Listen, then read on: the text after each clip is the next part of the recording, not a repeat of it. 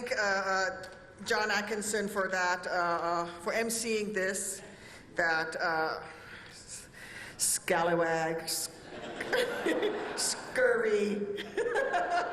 And John does feed my Shamrock Shake fix every year.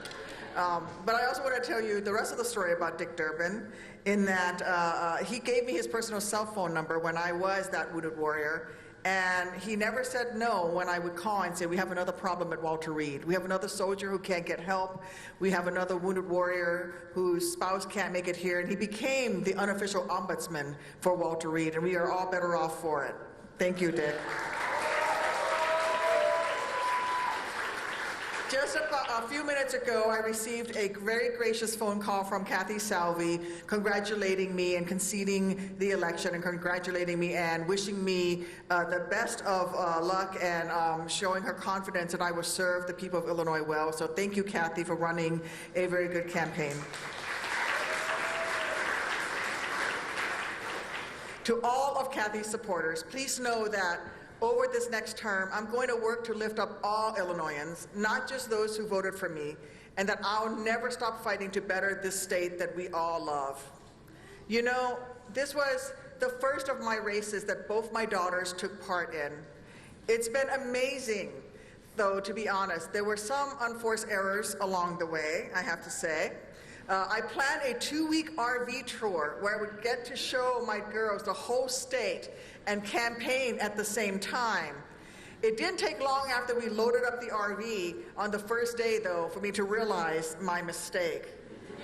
Just imagine, thinking it was a good idea to put into a single RV 2 small children, a 4-year-old, a 7-year-old, and your husband, and the nanny, and your mother. For 14 days, starting from one state fair in Springfield and ending at the DuQuoin State Fair. In all seriousness, I am so thankful to have them here in this moment. And my 2 girls in the front row, and my mom's right with them. They'll come up in just a little bit. But the memory that I most wanted them to take away from this campaign isn't me speaking here tonight or what the headlines say tomorrow. What I'd rather them remember is what this moment says about our state and our nation. That a young woman who relied on Pell Grants to get through college can one day run for a position where she can help others get the affordable education that they deserve too. That a veteran who now flies around via wheelchair rather than a Black Hawk can find a new way to serve her country long after that last combat mission. And that the daughter of an immigrant, a girl who was on food stamps and nearly homeless growing up, can become anything she wants to be, even a multi-term United States Senator.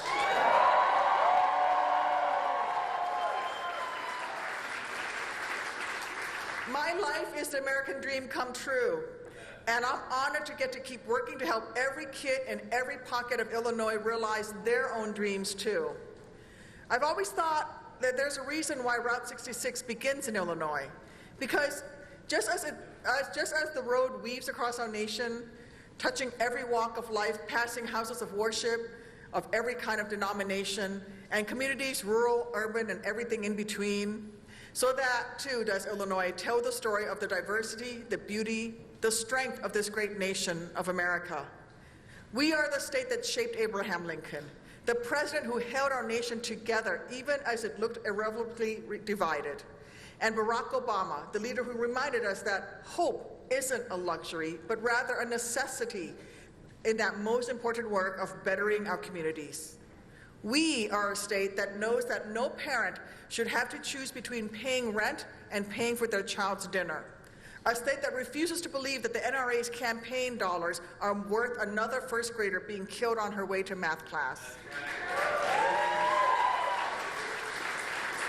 We are a state that believes that we are all dishonored when a veteran is forced to lay their head down to sleep on the very same streets they sacrificed to defend.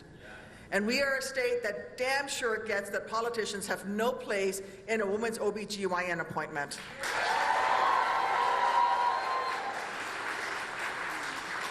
We, my fellow Illinoisans, are a state that believes in those better angels President Lincoln once spoke of.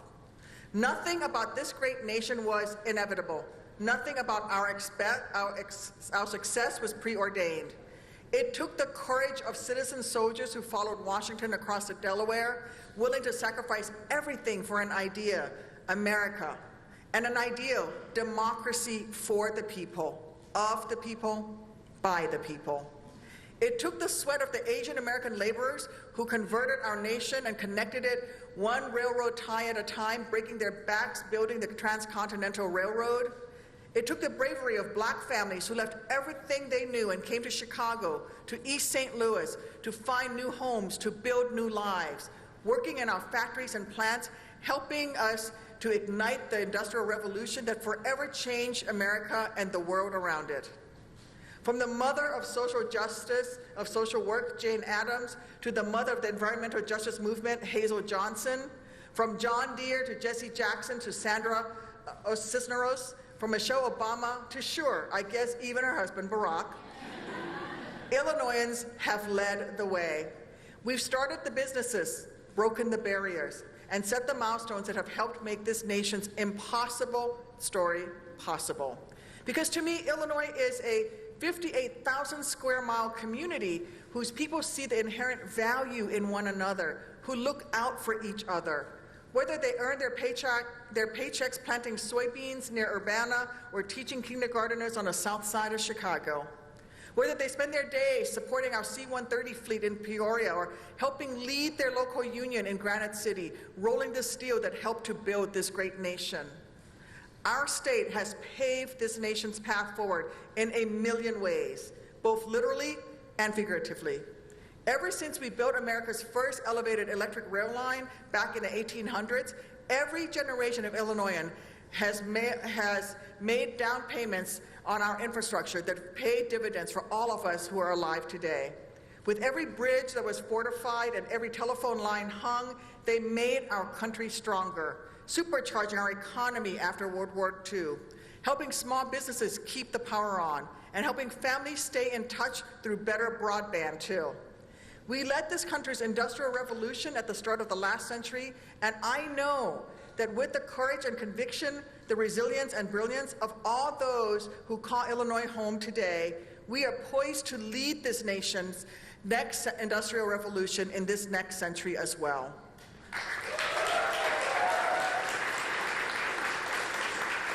From our natural resources, energy, water, you name it, to the human resources, our farmers, our manufacturers, our scientists, the list just goes on and on. We are a state uniquely positioned to keep powering this nation as we have done for so long. But we have to remember that what we've accomplished in the past doesn't determine what we will achieve in the future. So we can't let up now. In order to keep leading, we need to keep making the investments that make our families and our state as strong as it can possibly be. We need to build on the work of my first term, addressing the huge crisis that still affects too many families, including the 1 in 4 service members struggling to afford their family's next meal. We need to keep pushing to make pre-K affordable and accessible to all, to keep investing money in our public schools.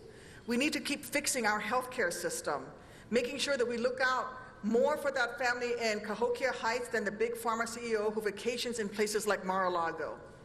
We need to ensure that no parent has to spend sleepless nights tabulating how to ration their toddler's insulin so that they have enough to make it to the end of the month. And we need to fight like hell to keep safeguarding the fundamental rights that our Constitution has long promised. You know, I went to war to defend that document, and if our nation called on me to do so once more, I'd pack my rucksack, put on my uniform, and climb back into my Black Hawk to defend it once again today. Because our Constitution means that much to me, and because it does so much to protect every single one of us. But lately, we seem to have moved away from the rights enshrined in its pages. We haven't done justice to the justice promised in its sentences and sentiments. So you better believe that in my next term, I'm going to keep doing everything in my power to change that. I'm going to roll my wheelchair into every office in the Capitol if necessary, working to ensure that our nation's first great pledge, that everyone has the right to pursue happiness, holds true all these years later.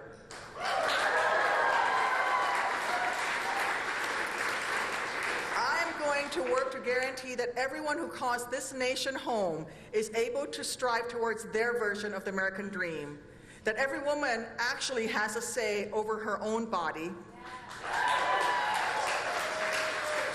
that Americans living with disabilities are able to get to work and have that work, that we are all able to love and marry who we choose, and that dreamers no longer have to worry that they'll be forced from the only country that they've ever known.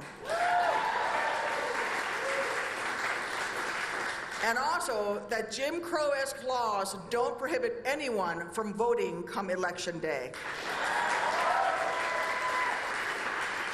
That's what I'll be spending the next 6 years working for, thanks to each of you who cast your ballots these last few weeks.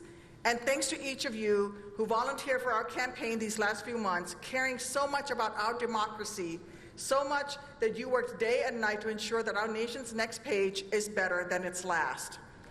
So let me just do this. Hold me to every word I just said. Hold me to my promise to make things easier for that nurse who wrote me a letter terrified that she would not be able to afford her ailing husband's next months of medication. Hold me to my vow to look out for that corn farmer, that soybean grower who's desperately trying to keep his family farm legacy alive, almost among a most unpredictable market and unending competition. Hold me to my pledge to keep fighting alongside those advocates in Chicago who understand that no elementary schooler should have to drink out of a lead-contaminated water fountain at recess. Or for the environmental engineers in Hennepin working to make biofuel not the exception, but the norm. Or for the folks in Fairmont City doing whatever they can to expand broadband access so every child in Metro East has the internet necessary to do their schoolwork.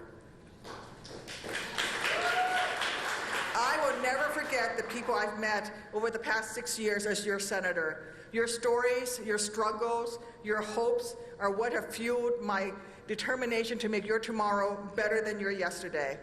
Sure, I know that won't be easy. I know there are still some folks seeking to sow seeds of division among us. And I know that we're a union that, yes, at times has been anything but united. But the miracle of America is that when it looks like those worst instincts are set to prevail, we come together and we resist those instincts. We refuse to give into that darkness. Black, white, Asian, Latino, gay, straight, transgender, you name it, we march. We speak out. We remember that we are the ones we've been waiting for, that we are the change that we seek, as a certain other Illinoisans who used to hold my Senate seat once said. We bend the moral arc of the universe, not waiting for anyone else to do it for us. We demand justice, fairness, equality, because we believe in the story, the power of this great nation. We believe that the impossible can happen to any one of us, that if you work hard, this nation will give you the opportunity to do anything you want, that even if you grew up hungry and nearly homeless like I did, you can rise, rise, rise.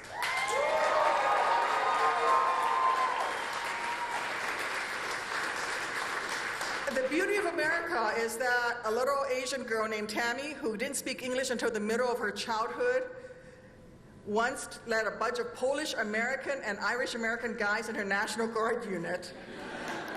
All these tall blonde guys and me. And that this daughter of an immigrant who once had to earn money for her family by selling flowers on the side of the road gets to roll back into the Capitol building next term to keep fighting for all those who've ever been trodden down or counted out. So to all of those so-called leaders in Washington who act so scared of progress that they keep trying to divide us, that they keep trying to strip away our reproductive rights, that they keep backing the gun lobby, let me just say this. I hope you're ready for a fight. Because my titanium legs don't buckle.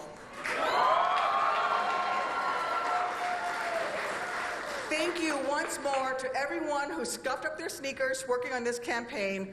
Thank you for pounding the pavement, for fighting for choice, for the climate, for justice, for working for a better tomorrow and the tomorrow after that. Thank you for putting your trust in me, for not sitting on the sidelines, but taking the mantle of our democracy and pushing it to make our country the one all of our children deserve. I promise to make you proud every moment of the next 6 years. Thank you.